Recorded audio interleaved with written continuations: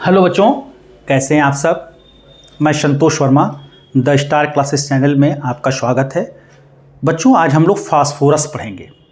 Phosphorus का मतलब क्या होता है। ये फास्फोरस शब्द जो है फॉस प्लस फेरो से मिलकर बना है।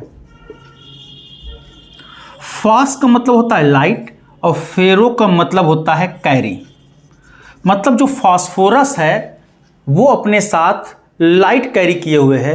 अर्थात फास्फोरस जो होता है, कभी आप देखेंगे तो अंधेरे में प्रकाशमान होता है, अंधेरे में चमकता है। जैसे जुगनू देखें आप ना, उस तरह से अंधेरे में फास्फोरस क्या होता है, चमकता है।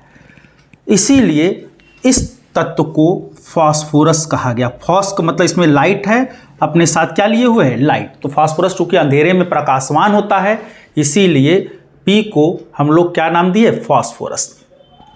फास्फोरस प्रकृति में मुक्त अवस्था में नहीं पाया जाता है, काफ़ी एक्टिव होता है। यह संयुक्त अवस्था में पाया जाता है। यह संयुक्त अवस्था में खनिजों में पाया जाता है, प्लस हमारे शरीर में दांतों में, हड्डियों में फास्फोरस कैल्शियम फॉस्फेट के रूप में पाया जाता है।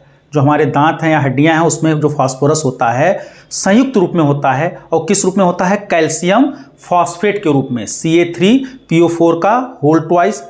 और फास्फोरस के बहुत सारे खनिज होते हैं, जिसमें से मुख्य खनिज देखो बेटा, फास्फोराइट, या इसी को हम लोग फॉस्फेट रॉक कहते हैं। दूसरा देखो बेटा फ्लोरेपेटाइट, और तीसरा है क्लोरेपेटाइट। फार्मूला देखो CA3PO4 का होल ट्वाइस फॉस्फेट रॉक, या इसी को फास्फोराइट कहते हैं। ठीक है, यही फार्मूला जो होता है हड्डी की राख का भी होता है। हड्डी की राख में भी जो फास्फोरस होता है किस रूप में होता है, CA3PO4 का होल ट्वाइस।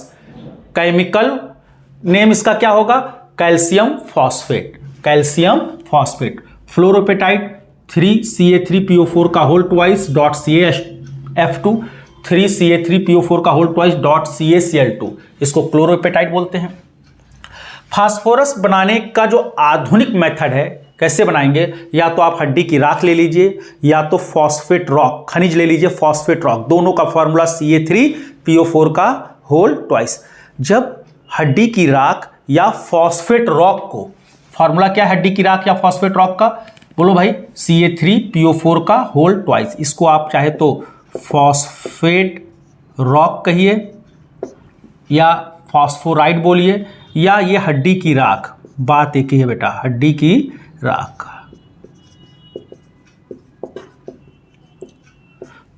बोनेस, तो जब फॉस्फेट रॉक या हड्डी की राख को सिलिका और कोक, सिलिका क्या होता है, SiO2, और कोक के मिश्रण को विद्युत तापी या विद्युत भट्टी में गर्म करते हैं। उच्च ताप पर क्या करते हैं, गर्म करते हैं।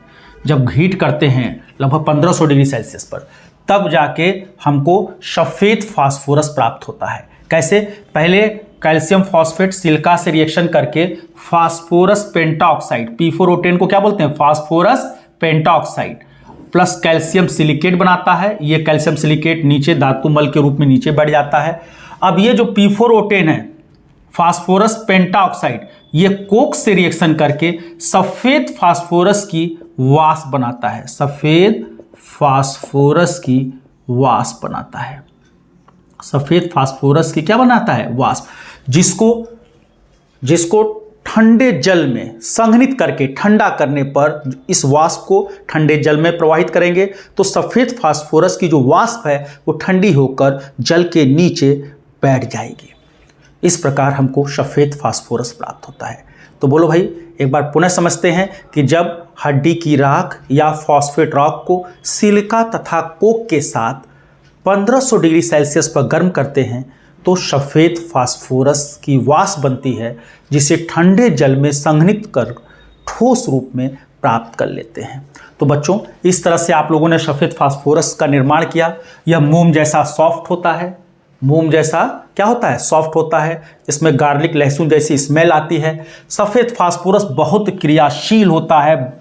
इसको अगर हम वायु में खुला छोड़ दें तो यह जलने लगता है और धूम बनाता है, सफ़ेद धूम बनाता है। कैसे, सफ़ेद फास्फोरस को अगर वायु में खुला छोड़ दिए, फास्फोरस का फार्मूला P4, ये ऑक्सीजन से रिएक्ट करके फास्फोरस ट्राई ऑक्साइड बनाता है और फास्फोरस पेंटा ऑक्साइड बनाता है। P4 + O2, P4O6 भी बनता है, P4 + O2, P4O10 भी बनता है। इसको फास्फोरस ट्राई ऑक्साइड बोल सकते हैं। देखो 2 2 = 4, 2 3 = 6, P2O3 फास्फोरस ट्राई ऑक्साइड, ठीक है। और ये फास्फोरस पेंटा ऑक्साइड है, 2 2 = 4, 2 5 = 10, ये फास्फोरस पेंटा ऑक्साइड है। P4O6 phosphorus try oxide and P4O10 phosphorus penta oxide. तो फास्फोरस को जैसे ही एयर के कांटेक्ट में आएगा वो जलने लगता है। जलने का मतलब वो सफेद धूम बनाता है। वो धूम किसकी होती है? फास्फोरस ट्राई ऑक्साइड की और फास्फोरस पेंटा ऑक्साइड की। क्लियर होगी बात? सफेद फास्फोरस इतना क्रियाशील होता है कि ये वायु के संपर्क में आकर सफेद धूम बनाता है, फास्फोरस ट्राई ऑक्साइड और फास्फोरस पेंटाऑक्साइड का। इसीलिए सफेद फास्फोरस को हम लोग जल में रखते हैं, जल में एकत्र करके रखते हैं। क्लियर? इसकी नेक्स्ट प्रॉपर्टी देखो, क्लोरीन से क्रिया। अगर फास्फोरस क्लोरीन से क्रिया करेगा तो फास्फोरस ट्राई क्लोराइड भी बनाएगा।